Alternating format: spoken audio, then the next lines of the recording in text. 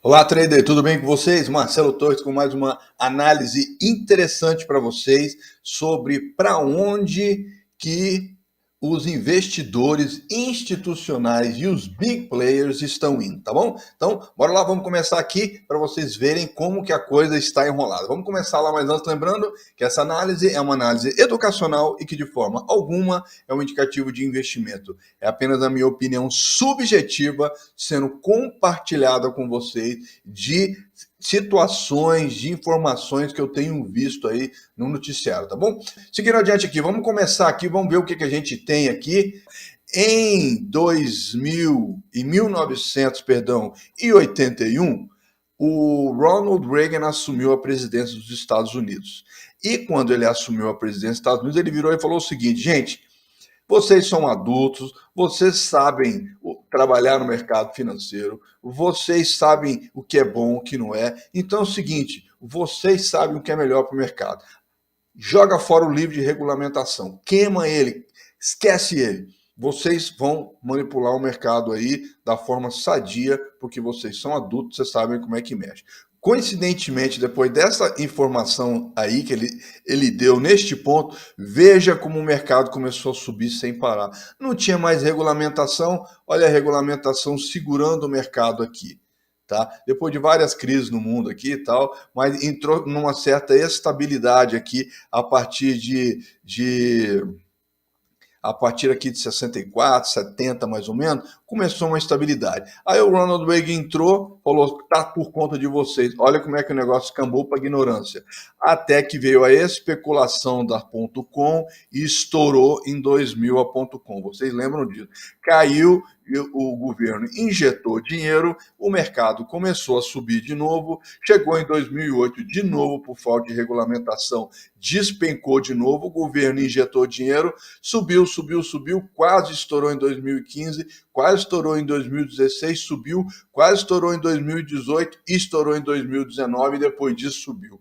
Todas as vezes que o mercado subiu foi porque o governo injetou dinheiro, tá bom? Prestem atenção nisso. Prestem atenção no que eu estou falando com vocês, tá bom? Ou seja, se a gente pegar esse movimento aqui, ó, desde 1872 até agora, o mercado subiu apenas 79.524%. Olha só que loucura isso daí.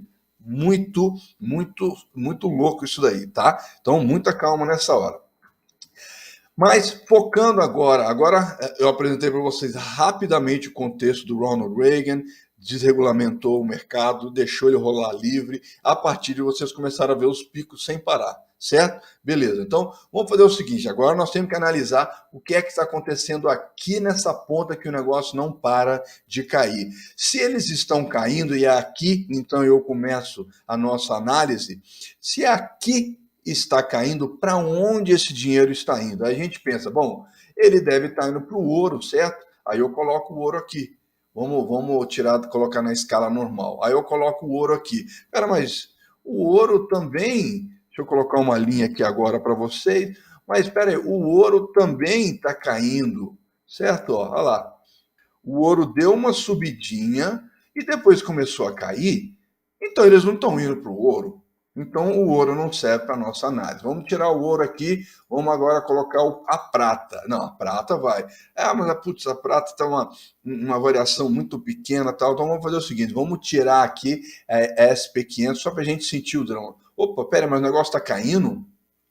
Começou a cair a partir de quando? Vamos marcar aqui, né? Vamos marcar a linha vertical aqui. Vou ter que trocar essa linha de cor para ela ficar mais fácil da gente perceber.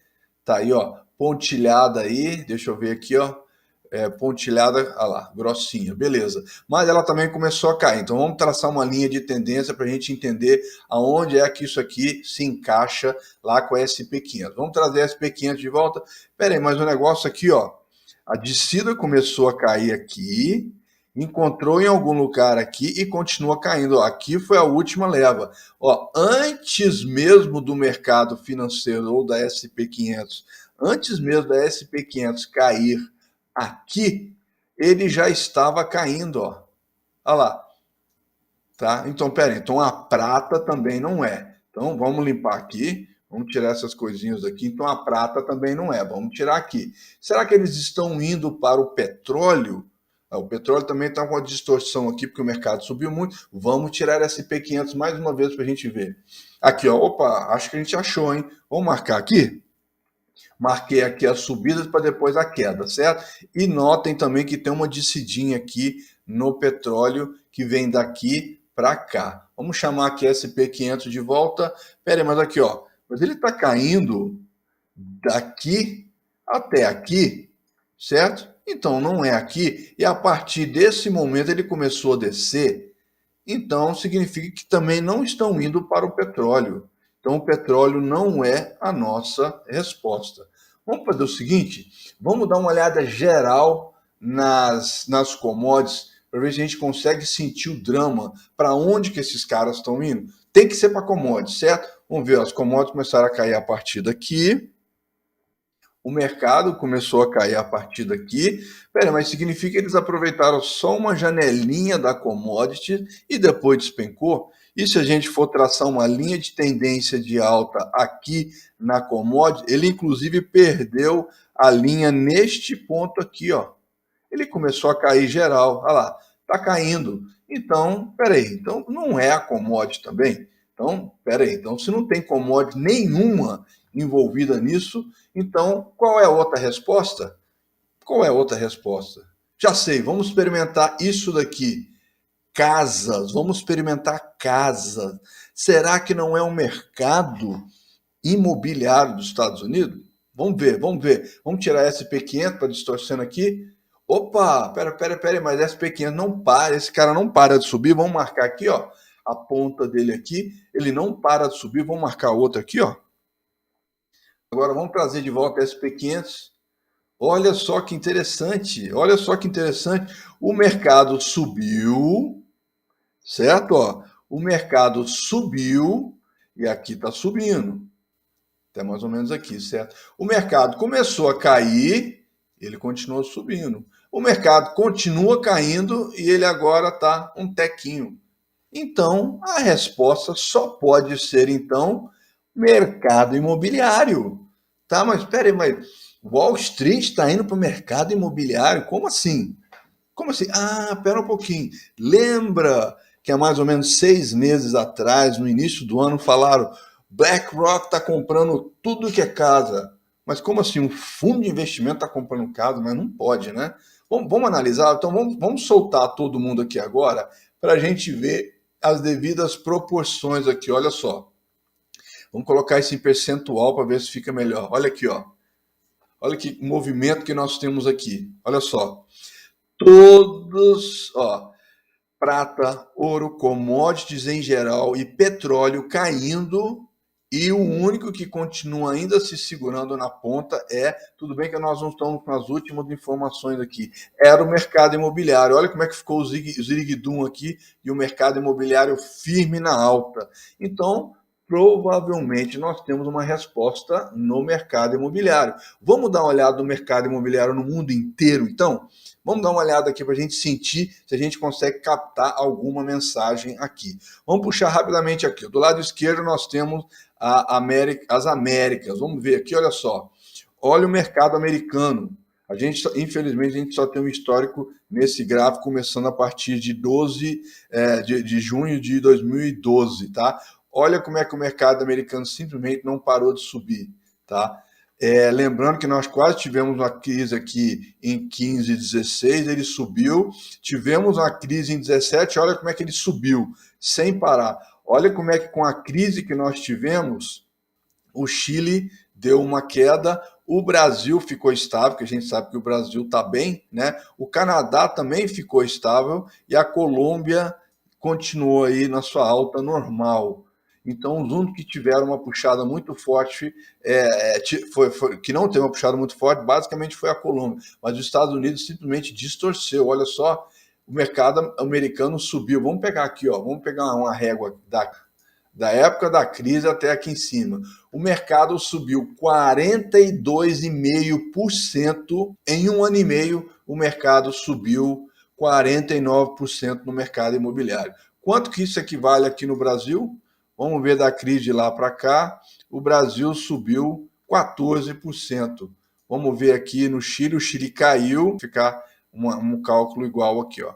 Subiu também 14%. Então, de cara, a gente já consegue ver que os Estados Unidos subiu dramaticamente mais, certo? Bora agora ver aqui na Europa. Vamos puxar rapidinho aqui na Europa e aqui tem algumas observações para fazer.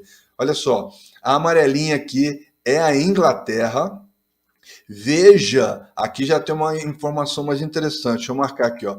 Veja vocês que na crise de 2008 deu um ziriguidum e depois disso, ó, a Inglaterra nunca mais cedeu. Repare aqui também que a Noruega também, ó, nunca mais cedeu. Só uma corrigidinha de leve e foi embora. Olha aqui também a Suécia também subiu sem parar. Aqui nós temos aqui o Suécia e Suíça, né? Também subiram fortemente, que é essa azulzinha clara aqui. Então, pera um pouquinho, vamos apagar um pouco aqui. Se a gente pegar desse ponto onde todo mundo começou a subir, ó, esse cara cedeu, certo? Que é a Alemanha. Ele cedeu um pouquinho, mas começou a subir a partir daí, cedeu um pouquinho. Qual foi esse cara aqui? Aqui a gente tem a Bélgica, aqui, ó, e a zona do euro preta. Vamos tirar aqui a Espanha, que a Espanha está exageradamente lá em cima, mas é o padrão dela. Vamos tirar para normalizar aqui, olha só. A gente teve vários países caindo aqui, ó. Vários países caindo aqui. Por exemplo, a Grécia. A Grécia caiu, vamos tirar a Grécia. Irlanda. Vamos tirar a Irlanda aqui também. A Áustria deu uma quedinha, vamos tirar a Áustria aqui também. Itália, vamos tirar a Itália. Nova Zelândia, vamos tirar a Nova Zelândia também. Então, aqui, ó, Portugal. Portugal caiu bastante antes de subir. Então, vamos tirar Portugal também. Tá, ó, agora desses que sobraram, olha como é que, depois que teve a crise em 2008, que injetaram dinheiro, praticamente não teve mais volta. Foi todo mundo embora. Só a Alemanha que deu uma voltinha aqui. Aí eu convido vocês para olhar o seguinte no mapa aqui da Europa. Olha como é que foram estes países aqui, ó. Olha só, presta atenção, hein, ó. Estes países aqui foram os únicos países no mundo que depois da crise de 2008 foram os únicos países que subiram o mercado imobiliário, fora os Estados Unidos, ou melhor, na Europa apenas, né? Foram os países. E coincidentemente é o seguinte, eu quero que vocês guardem essa informação, tá? Tem uma certa importância, deixa eu voltar aqui, tem uma certa importância na Alemanha, tá? E também na Inglaterra, e eu vou trazer isso para vocês mais para frente. Então eu quero que vocês guardem essa informação. Vocês estão vendo que essa parte nordeste e noroeste da Europa praticamente foram as regiões aonde o mercado não parou de subir imobiliário, tá? Então guarde essa informação aqui. Seguindo adiante, a gente volta então para o mercado americano para estudar qual é o impacto que isso está tendo. A partir da crise nos Estados Unidos, né, dessa crise mundial que a gente está vendo, da pandemia, aquela coisa toda, as casas desvalorizaram, em média, 11% em Los Angeles, em São Francisco, no estado da Califórnia, praticamente, né? Temos mais outros lugares que também tiveram uma certa desvalorização aqui, tá? Mostrando que teve, então, sim, um impacto no mercado imobiliário americano, a crise que a gente está vivendo. Essa crise, então, impactou não só na venda de casa, mas, por exemplo, nos prestadores de serviço, né, que viram a sua receita aí cair em 80% por causa do aumento das taxas do Fed. A gente sabe que era necessário, porque não tinha outro jeito disso acontecer. O problema é que subiu tanto nos últimos 30 anos, né, a taxa de hipoteca aqui, comparado com 2008, que está ficando simplesmente inviável, impraticável comprar casa. Consequentemente, prestadores de serviços, né, que são diversos aqui, ó. A gente tem corretores, né, a gente tem empresas que fornecem serviços de financiamento, a gente tem aqueles avaliadores, e aí a gente tem os grupos de construção que fazem reforma das casas, as pessoas pararam de fazer reforma de casa, etc. Ou seja, foi um efeito cascata. Uma coisa foi, tudo foi atrás e desacelerou. Agora, uma coisa engraçada que tem aqui é que se a gente vier até aqui embaixo, ó, aqui, ó, onde é que estamos aqui, ó? Olha só, refinanciamento. Esse ano o refinanciamento caiu 80% com relação aos anos anteriores. Quando as taxas começaram a ficar piores, tá? As taxas começaram a crescer, eles começaram a correr para fazer o refinanciamento. Pô, vão renegociar, vão renegociar. E agora caiu 80%. O que aconteceu? As taxas estão subindo mais nos últimos meses. E o pedido de refinanciamento, será que todo mundo já refinanciou? Será que foi isso? Provavelmente não. Aí começou o questionamento: quando é que o preço das casas vai começar a cair? Porque taxa de juros subindo, as pessoas não conseguindo comprar mais, as pessoas não, inclusive, nem prestando mais serviço, né? Com relação à avaliação de casas e etc. Então, quando é que o preço das casas vão cair para que elas fiquem mais acessíveis, já que as pessoas não estão comprando? O problema é que o preço não só caiu, como os compradores normais das casas, aqui ó, compradores normais das casas, caiu ao menor nível desde 2001. Tá? 75 dos entrevistados disseram que é uma má hora para comprar casa. Mas peraí, se ninguém mais está comprando, por que é que então o preço está subindo ou não está caindo, né? Aí vem aquela coisa, pô, será que realmente, então, Wall Street está investindo em casas, no mercado imobiliário? Isso, né? Porque é o seguinte, você tem casa, você tem lá, um vende, um compra, o mercado está lá. Não, tá tem mais gente querendo comprar, né? Que eles estão falando, né, das novas gerações, já estão na hora de adquirir novas casas, o aumento do emprego nos Estados Unidos está proporcionando facilidade, então, o que acontece? O preço das casas começa a subir. Só que, se vocês viram, está se afirmando que as pessoas pararam de comprar, caiu drasticamente o número de compradores, e as casas não caem de preço. Então, parece que faz sentido, então, que o mercado financeiro está entrando nessa. Mas aí eu fico com uma pulga atrás da orelha. Mas mercado financeiro pode ir lá, simplesmente ir lá e falar assim, vamos comprar uma série de casas?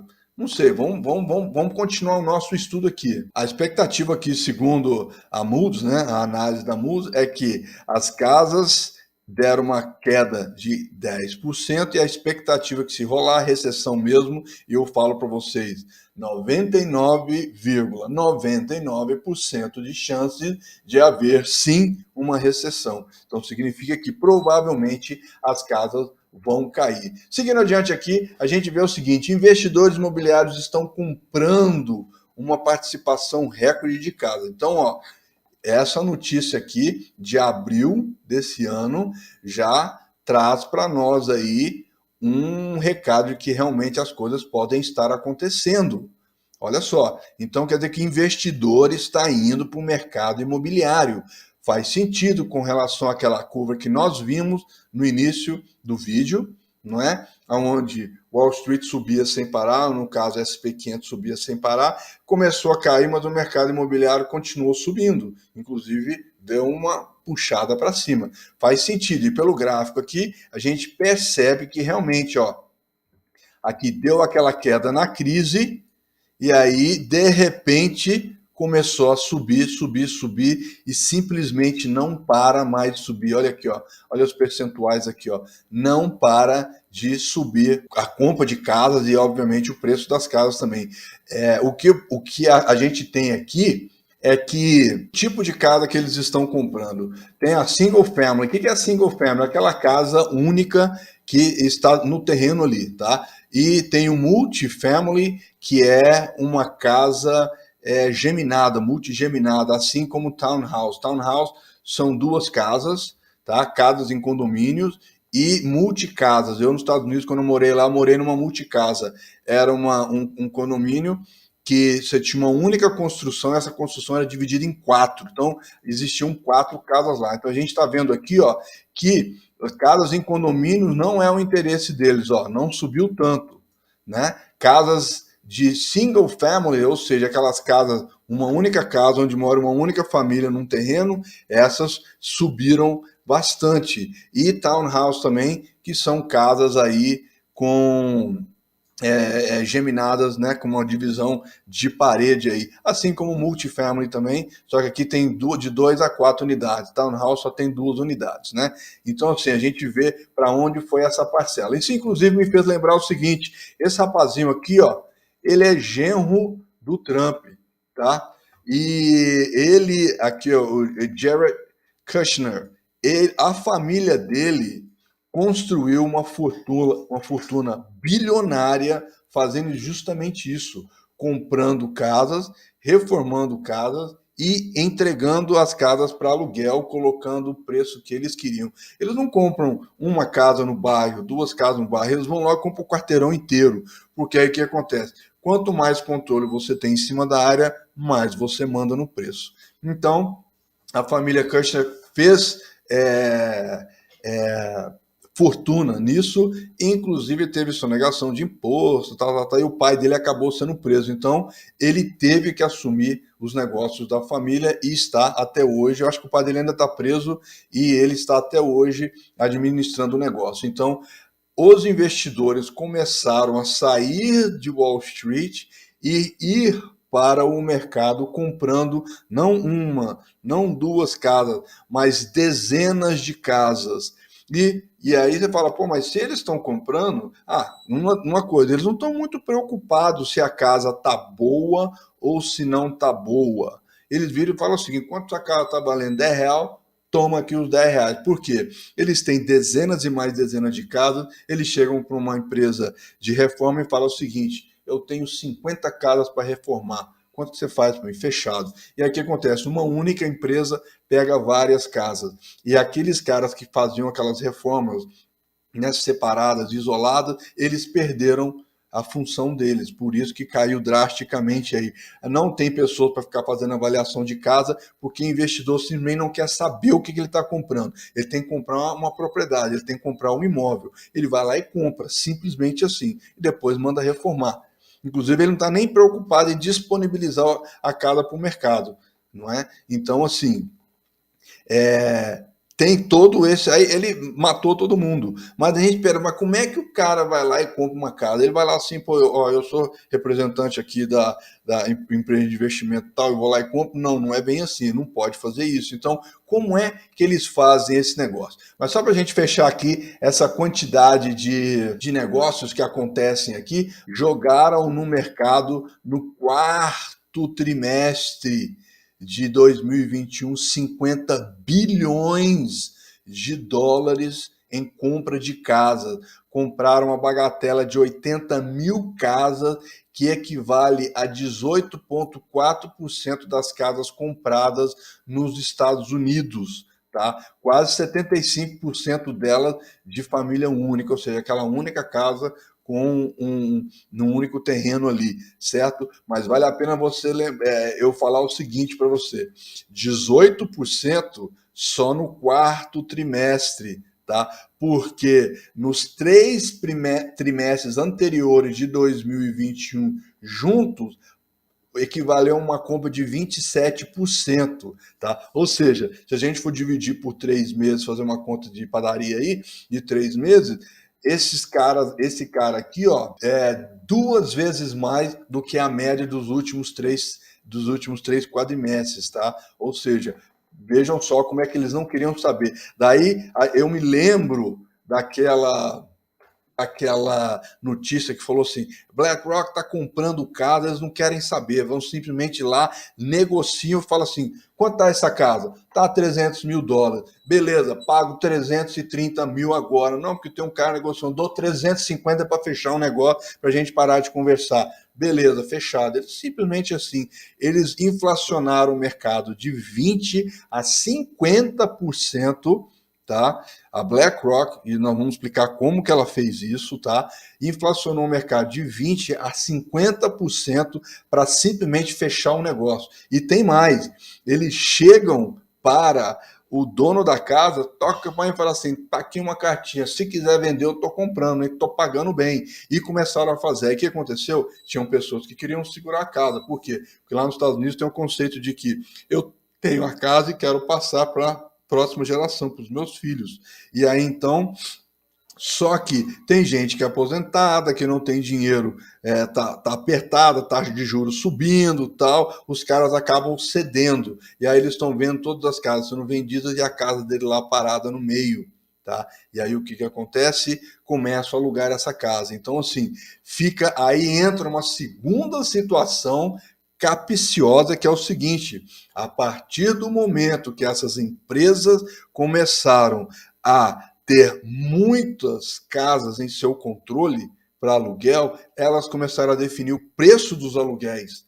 Então as pessoas deixam de comprar porque não tem dinheiro para pagar a taxa de juros e o preço das casas, que ainda está alta, por mais que ela caia. Inclusive, estão dizendo que essa queda que teve de 10%, 7%, 12% é apenas correção da puxada que teve. Vejam só como é que o negócio tá ficando. E supostamente vai ficar por aí. Se der a recessão, cai mais 10%, mas fica ali. Lembrando que as casas subiram muito, né? Mas muito. Então, assim, agora está gerando um problema lá nos Estados Unidos, o quê?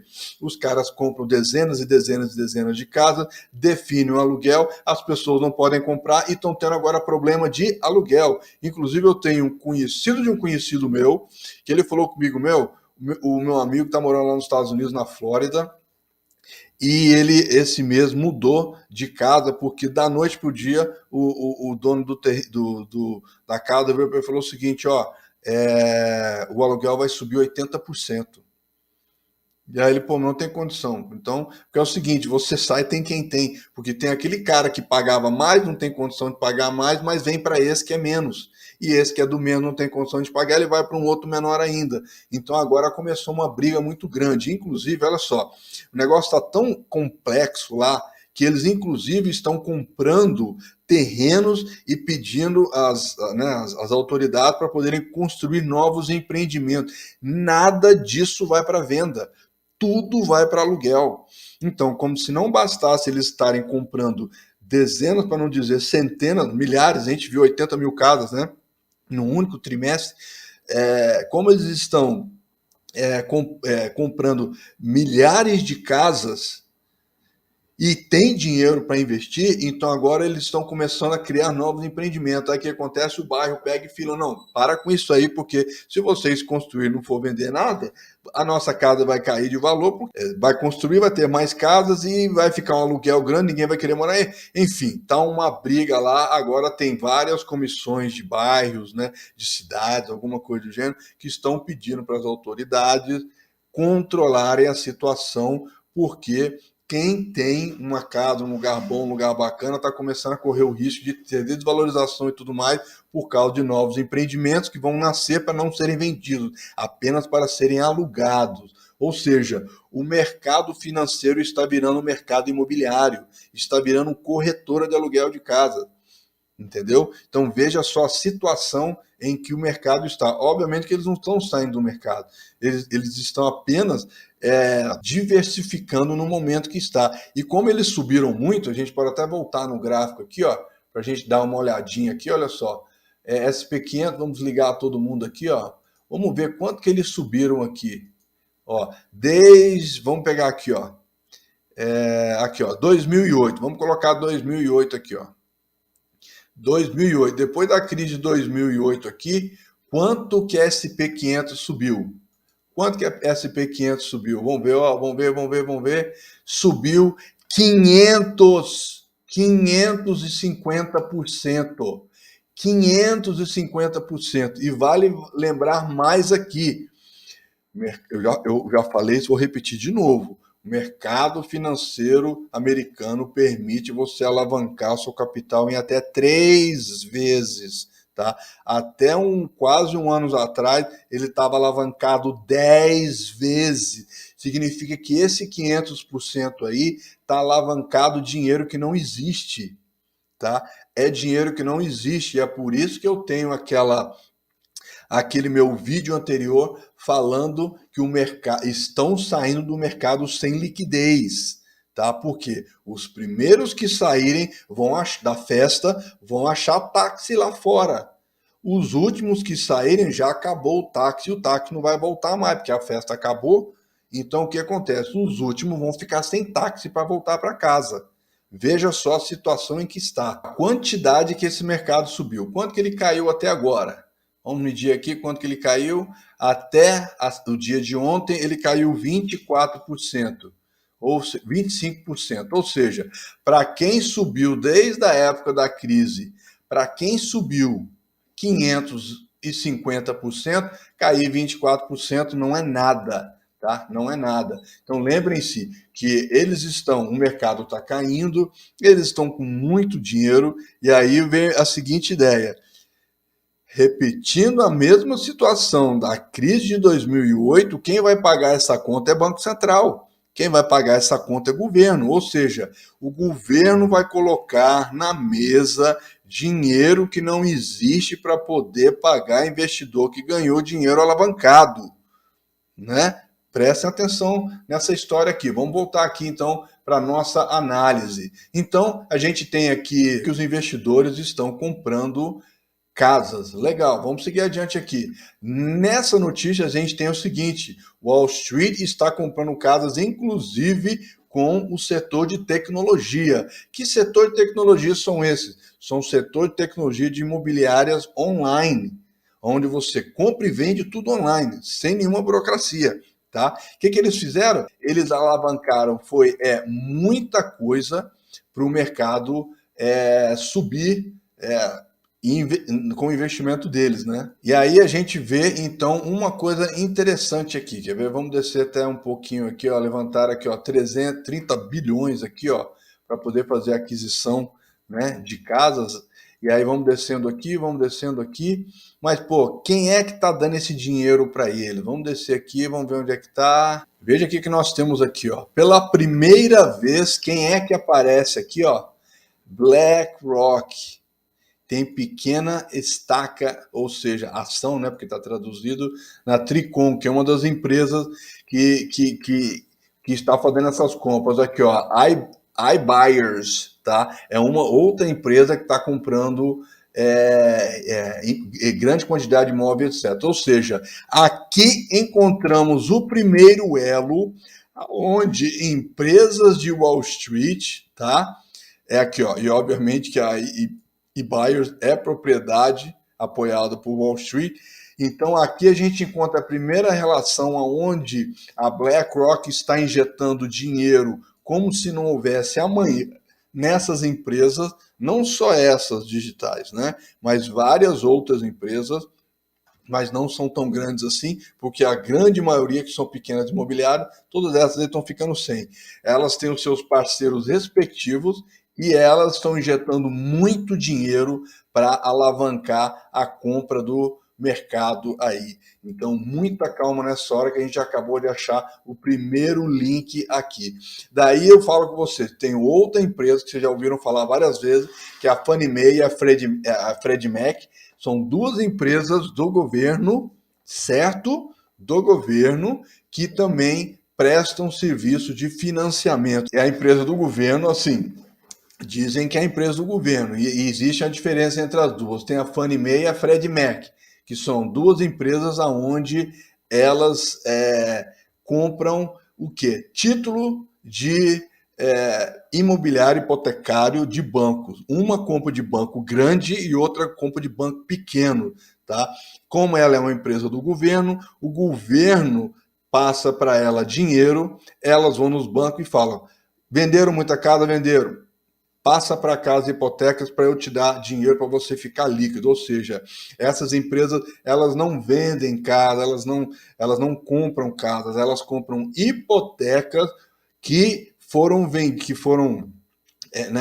negociadas com compradores no mercado, mas para que os bancos não fiquem sem liquidez, essas duas empresas geram essa liquidez para o banco e assumem as hipotecas, tá? Então aqui é o nosso entendimento sobre como que esse lado, então, ele funciona. E aí a gente vê aqui, essas duas empresas estão o quê?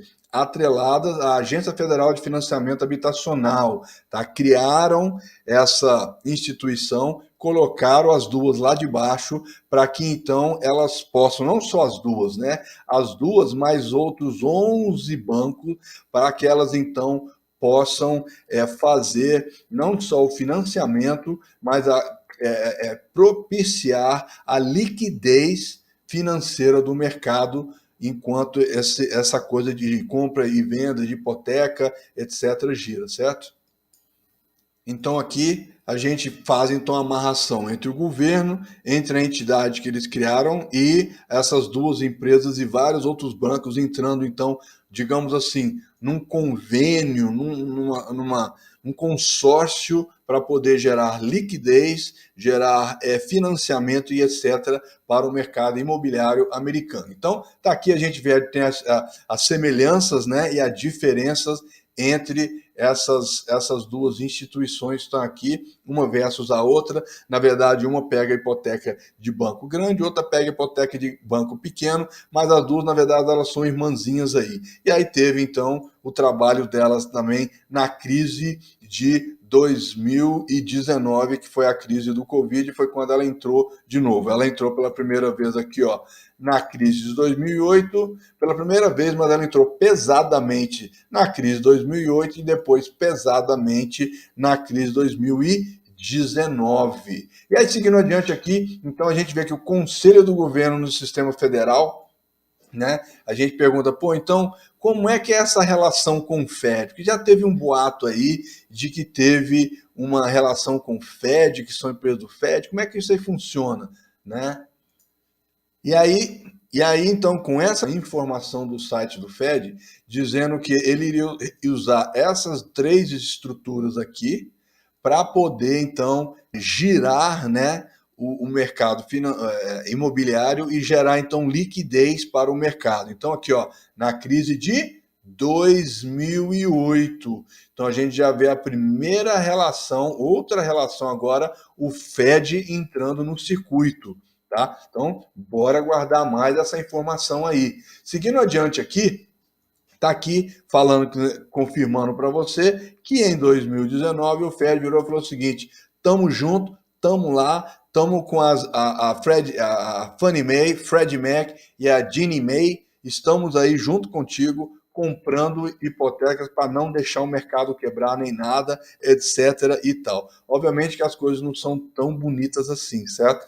Porque quem não consegue pagar e entregou, vai entregar por um valor muito ruim e vai levar um tempo para receber esse dinheiro, certo? Então, assim, ainda uma série de descontos, impostos, taxas, tal. Então, assim, o cara perdeu a casa, ele perdeu, inclusive, parte do valor que ele já tinha investido lá dentro. Então, as coisas não são tão bonitas assim. Mas, bora seguir adiante aqui. Então, aqui a gente tem, né, a Forbes aqui falando como é que são as empresas, quem são as empresas, não, porque é uma empresa do governo que ajuda a fazer a liquidez, tudo mais e tal. Tá? Então, o que eles fizeram? Pera, realmente será que essa história de que a Fannie Mae e o Freddie Mac são empresas imobiliárias, entre aspas, do governo? Aí eles começaram a estudar essa situação. Deixa eu tentar entender isso daí. Aqui, ó, aqui vocês conseguem ver, né? As gigantes das hipotecas aqui, tá? E aí começaram a ver, e vocês lembram daquele aviso lá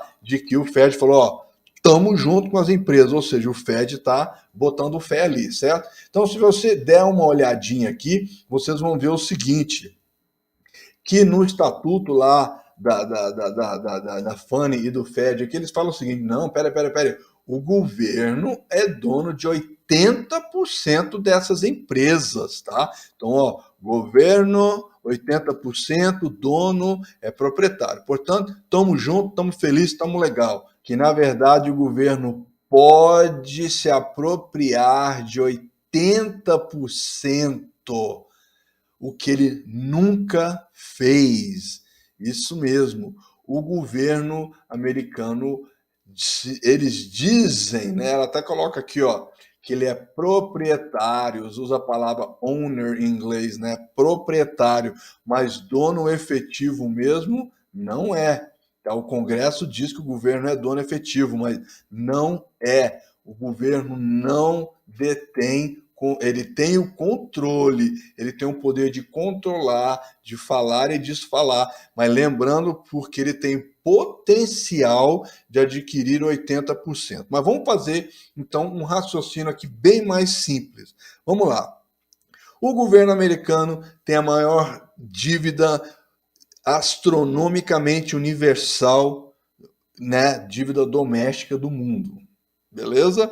Sempre que ele precisa de dinheiro lá, se a gente vê direto na televisão, Congresso, não, sobe o teto aí, não, sobe o teto aí. Aí entra um governo novo, não, sobe o teto aí.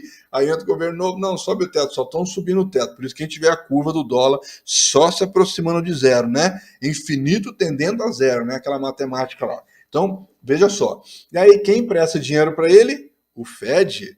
O Fed, como eles dizem, cria o dinheiro do thin air, ou seja, do ar ali, ó, do nada, cria dinheiro e empresta para o governo.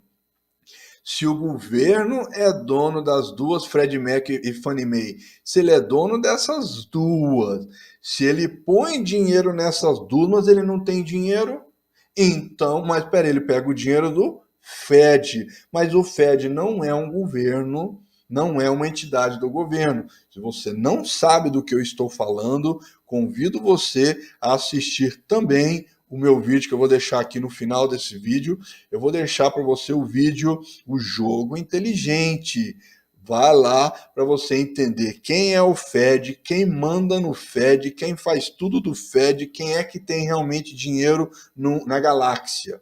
Tá bom? Assistam que vocês vão adorar isso aí. Ele está em forma de live, por isso que esse vídeo que nós estamos fazendo está um pouco mais demorado, mas eu estou resolvendo fazer numa composição que se eu fosse fazer como live ia demorar muito. Então, eu estou em direto aqui. Então, vocês estão vendo como é que os elos estão se unindo. O governo americano não tem dinheiro, pede dinheiro emprestado para o Fed. Ele empresta dinheiro para o governo empresta dinheiro para a Fannie Mae e Freddie Mac, para colocar liquidez no mercado e pegar os imóveis. Mas no final do seguinte, o governo tem que pagar dinheiro. Então, no final do seguinte, ó, quem é dono atravessado aqui, ó, vamos colocar quem é dono por procuração, na verdade é o Fed. Por isso que saiu o boato que o Fed era a maior imobiliária na crise de 2008. Por quê?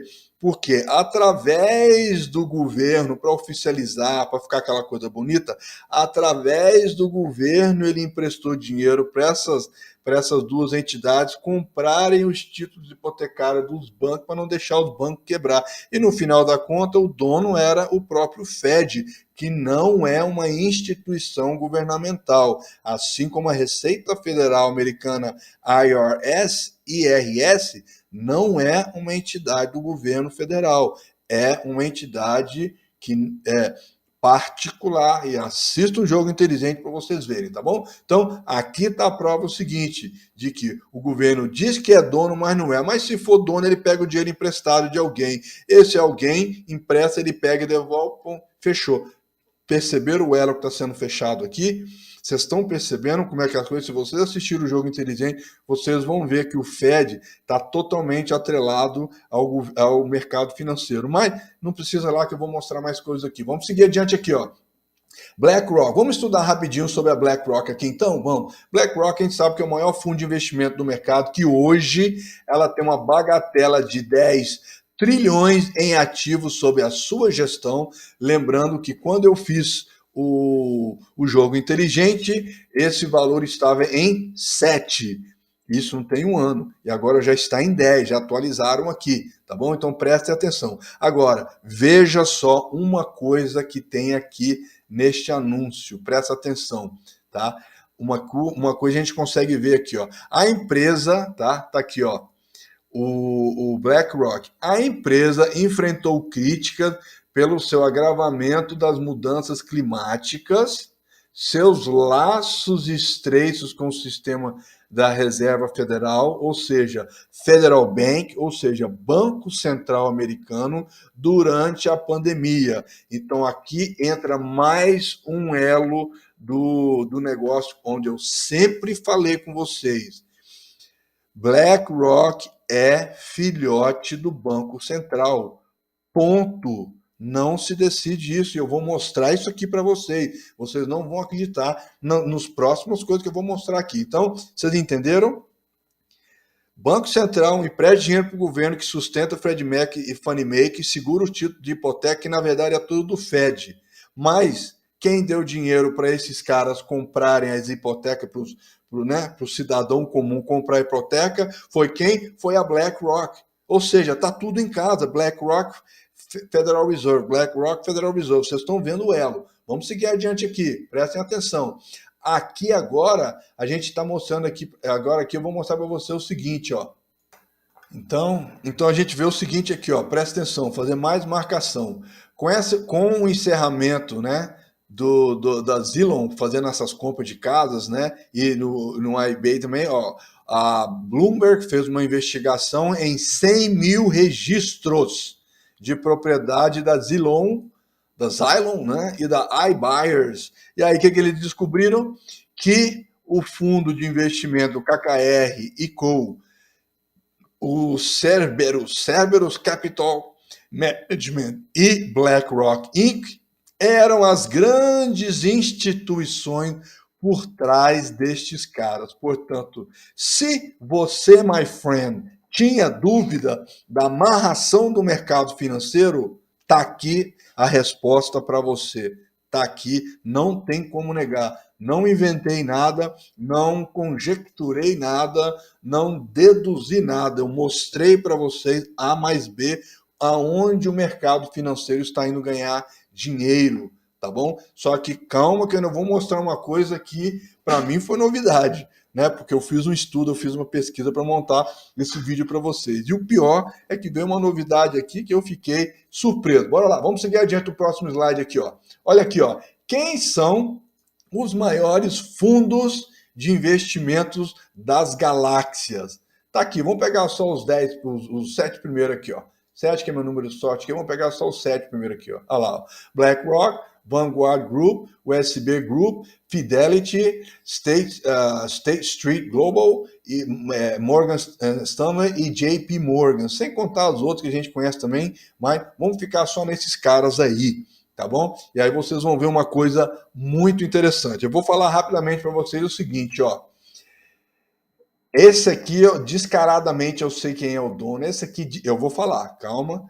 Descaradamente, eu sei também quem é o dono dessa daqui, tá? E aqui não dá para não negar quem é o dono, que a gente já sabe a relação com o banco, o Federal Reserve. Então, vamos seguir adiante aqui. Eu já estou fazendo o fechamento aqui, que essa aqui vai ser mais surpreendente para vocês. Vamos continuar aqui, ó. Rapidamente aqui.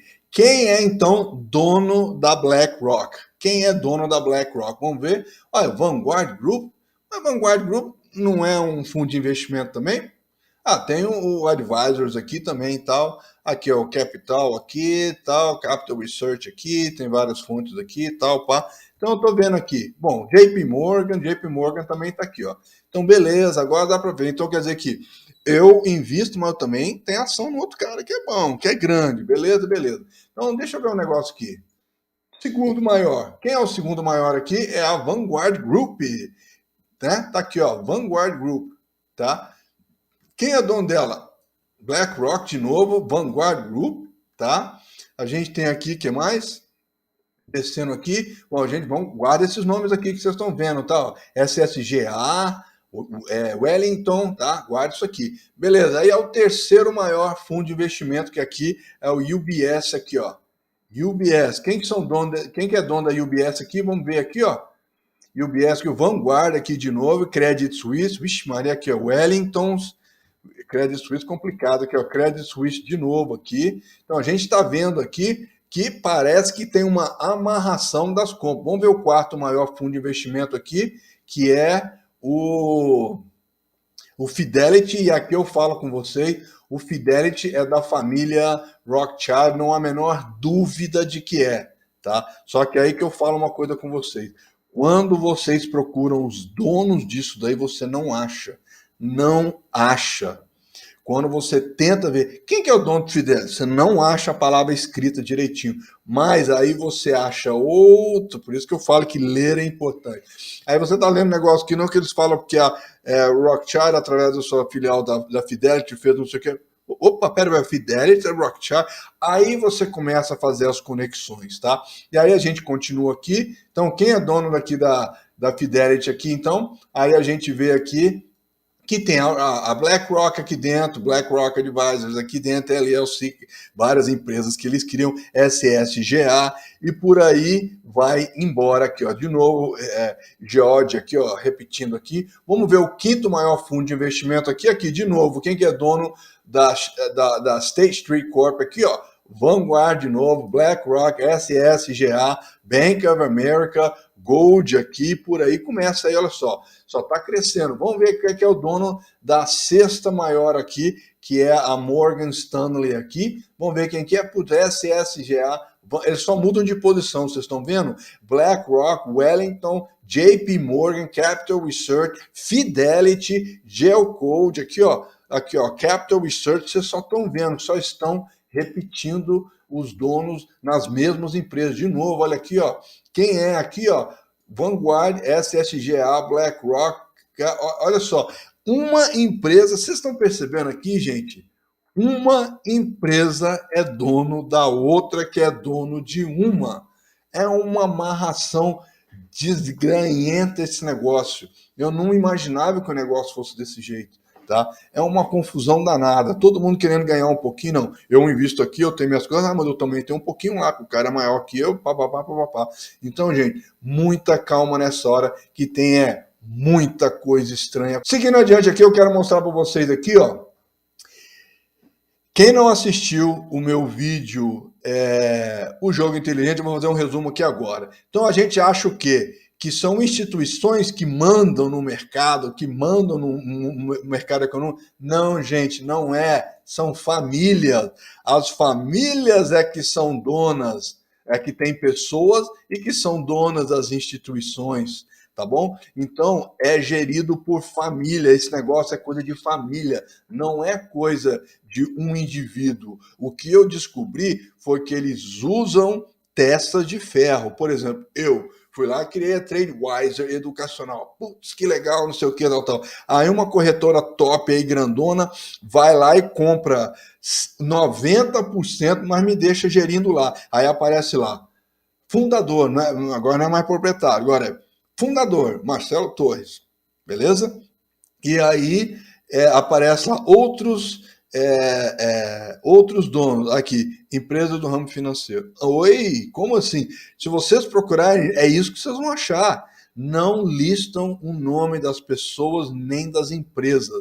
Listam empresas privadas. É esse termo que eles usam, empresas privadas. Prestem atenção, gente. É uma bagunça isso aí, mas no final vou mostrar onde que esse negócio se amarra, tá? Então, ó, são famílias que mandam no mundo do mercado financeiro, tá? E aí você tem essas várias famílias, nós falamos aqui, ó, o Rockefeller, a Morgan, tem várias famílias aqui, inclusive a Rothschild. Essa é a maior delas, tá?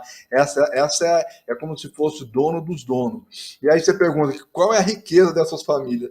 Vocês acham que riqueza bilionária é muita coisa? Olha a riqueza trilionária dos Rothschild, tá? O patrimônio que eles têm é trilionário. E vocês estão achando, puta, Marcelo viajou, ele olhou errado lá, ele viu 500 trilhões, escreveu bilhões. Não, meu amigo. Quando eu escrevi que antes, há 2 anos atrás, eu tinha visto que era 300 trilhões, falei, cara, eu li errado, gente, 300 trilhões. Aí eu peguei e fiz lá o Jogo Inteligente e coloquei lá. E fui pesquisar, cara, não, eu vou confirmar que são 300 trilhões para eu colocar no meu documentário O Jogo Inteligente. Aí o que aconteceu? Eu achei que tinha aumentado, ele estava lá, era 200 não sei quantos trilhões e foi para 500 trilhões, está aqui, ó. Está aqui, então eu não tive a menor dúvida de que eu estava falando a coisa certa, tá bom? E aí aqui eu conto lá no Jogo Inteligente a história de como os Rothschild foram passando as décadas ou centenários e foram crescendo até que eles montaram o Federal Bank nos Estados Unidos. Tá? Não sou eu que estou dizendo, não sou eu que estou achando, não sou eu que estou querendo. Isso é fato. dados e fatos. Assistam um jogo inteligente. Eu explico ponto a ponto o negócio, tá? Já teve centenas de visualizações. Corre lá e assista você também. Eu provo para vocês a amarração dos Rothschild com o Federal Bank. Eu falo que o Federal Bank é de bancos europeus, mas no final das contas vocês viram a amarração dos bancos, são todos uma coisa só. É um que é dono de um, que é dono do outro, que é dono de um, que vem que é dono do outro, que é dono de um, que vem que é dono do outro. No final das contas, quem originou os bancos, os fundadores, não são mais donos do banco. Eles estão lá, mas não são donos. São esses caras que são donos do banco. E aí, seguindo adiante aqui, ó, mais uma prova aqui de como que os Rothschild entraram nos Estados Unidos, que eles fizeram um acordo com a JP Morgan, que outros bancos americanos, falando o seguinte, vamos fazer o seguinte, eu vou abrir para vocês lá a Europa, deixa que eu cavo lá o negócio para vocês, porque o cara mandava em tudo por lá, né? Porque, vejam só, lembra que eu mostrei para vocês lá aquele território lá no mundo, o mapa do globo, que eu cerquei aqueles países, ó, família Rothschild é a família de judeus da Alemanha que foram para a Inglaterra e depois espalharam para o mundo. Então, coincidentemente, aquela região toda ali, então hoje o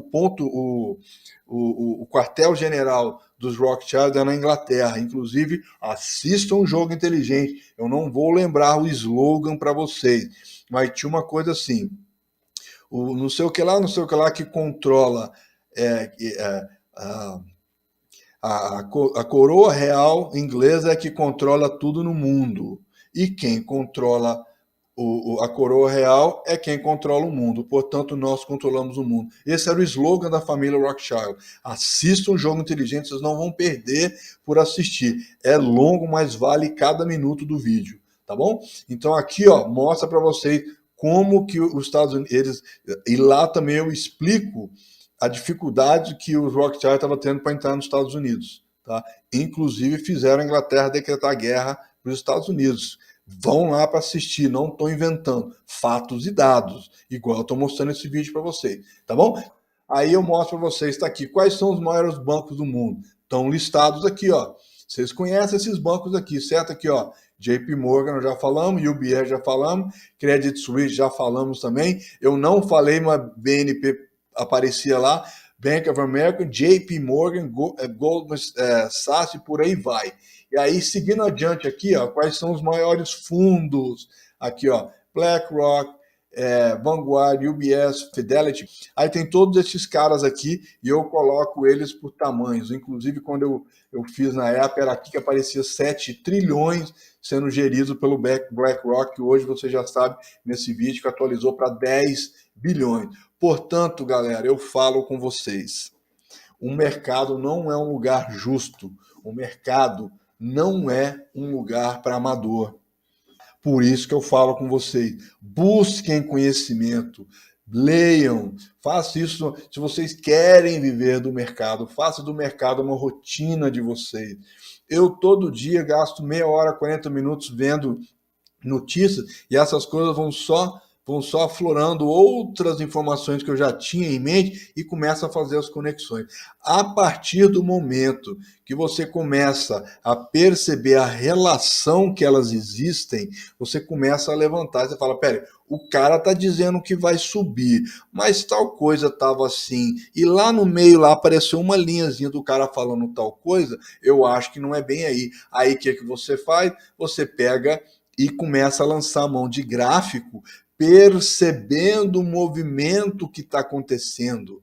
Tá? Você fala, não, mas peraí, mas está acontecendo esse movimento que o mercado já subiu por causa da curva, tal, mas setup mágico não vai te dar isso. Tá? Setup mágico é para saber se é para entrar ou não é para entrar. E como que eu entro e como que eu me protejo é onde eu saio. Setup serve para isso. Você precisa muito mais. E é nessa hora que eu trago para vocês o meu curso de análise estratégica. Eu ensino análise gráfica porque eu tenho que começar da base. Tá? Tem gente que não quis fazer o meu curso porque eu falo que eu vou dar análise técnica ou análise de gráfico no início do curso. É a base para você. Eu tenho que nivelar alguém de alguma forma. Eu não posso colocar um cara, ensinar um cara a correr no Stock Car se ele nem passou pela autoescola. Eu tenho que fazer ele passar pela autoescola, aprender a dirigir, dar ré para frente, fazer curva e tal, para eu começar a partir dali dar mais informação para ele virar um motorista cada vez melhor, até que ele chega no ponto final do curso, que é virar piloto de Stock Car. Aí, quando eu falo com o cara, eu já fiz autoescola, beleza, faz autoescola comigo, eu vou te ensinar do jeito que eu gosto de dirigir. Mas passou esse pedacinho, que deve ser aí uns 25%, 30% do curso, dali para frente eu começo a agregar valores aqui, que lá no final transforma-se num mundo estratégico. E tem gente que desiste nesse ponto. Ah, não, que eu já fiz curso de análise técnica, eu acho que eu não vou fazer, não. Infelizmente, perdeu a melhor parte, porque não quis fazer o curso, tá? Porque achando que o curso inteiro ia ser sobre análise técnica, análise gráfica, etc. Não passou nem por análise de indicador, que eu ensino como usar análise de indicador. Eu já converti vários não usuários de não usar indicadores para o cara começar a usar indicador, e teve gente que até criou seu próprio indicador, graças ao curso. Por quê? Porque eu ensinei a importância que tem a leitura do indicador. O indicador ele espera, vou colocar aqui, ó, vai ser igual a luzinha, a temperatura do carro, tudo ficou vermelho, desliga o motor. Não é assim. Não é assim. Usa o indicador, por isso que eu chamei, eu cunhei o termo indicator action. Você tem que entender o que o indicador está te contando, para você somar o que o preço está te contando, aí você monta a sua estratégia. Mas, para isso, você tem que ter o contexto todo. Então, assim, pessoal, tá aqui o curso, tá aqui a oportunidade, aproveitem, vocês precisam disso na base, no sangue, para que o resto flua. Inclusive, de repente, se você, vou fazer day trade, vou fazer criptomoeda, talvez você nem precise fazer outro curso, porque esse curso vai te entregar a base. Desde que você consiga fazer o curso com vontade, com qualidade de aprendizado, que só você pode ter. Eu te entrego o material, mas você tem que querer aprender do jeito certo, tá? Então, assim, muita calma nessa hora, porque, por exemplo, teve gente que já quis, Marcelo, mas se eu começar a fazer o curso, eu já vou poder pegar seus indicadores? Eu falei, não, o curso é travado e eu vou liberando as aulas e os módulos à medida que o curso vai evoluindo, para que você possa se ater ao aprendizado. Se eu te deixar tudo aberto, isso é comprovado com outros cursos de EAD. Curso aberto é pedir para o aluno terminar o curso falando mal do curso. Por quê? Porque ele não se deu ao trabalho de estudar. Ele queria a parte mais fácil. Ele queria a estratégia, que eu dou 2 no curso, queria o indicador, que eu dou 25, mas ele não queria estudar para chegar até lá. Tá? Então já teve gente que desistiu por causa disso. Infelizmente, quem perdeu foi ele, não fui eu. Tá? Então, assim, vamos lá. Muita atenção, porque vocês estão vendo aqui que esse conteúdo, esse material, só foi possível gerar para vocês por causa das observações que eu tenho no mercado, tá? Por causa das percepções que eu tenho e que eu vou dividindo para vocês, com vocês dia a dia, tá bom? Então eu espero que vocês tenham gostado desse vídeo. Se vocês ficaram até o final, por favor, deixa aquele like bacana, não custa nada para você, tá? Se você não me segue, me siga, que tem mais vídeos nesse naipe saindo, tá? Nas próximas semanas aí. Por causa desse vídeo, já tenho material para fazer um próximo vídeo, e é aonde pode ser o grande crash do mercado, pode começar ali, tá? Na verdade, tem 2 vídeos que pode ser o crash, tá? Eu estava achando que era o mercado imobiliário, mas pelo visto não é, porque vocês viram nesse vídeo que o mercado está dominado agora, foi dominado por quem destruiu o mercado financeiro, certo? Então, muita calma nessa hora. Muito obrigado por vocês terem assistido o seu vídeo. Por favor, pega o link, compartilha, manda para todo mundo, deixa as pessoas saberem o que está acontecendo, ajude as pessoas a aprenderem, a entender como o mercado funciona, tá bom? Com essa análise na mão, agora é showtime. Aquele abraço para você.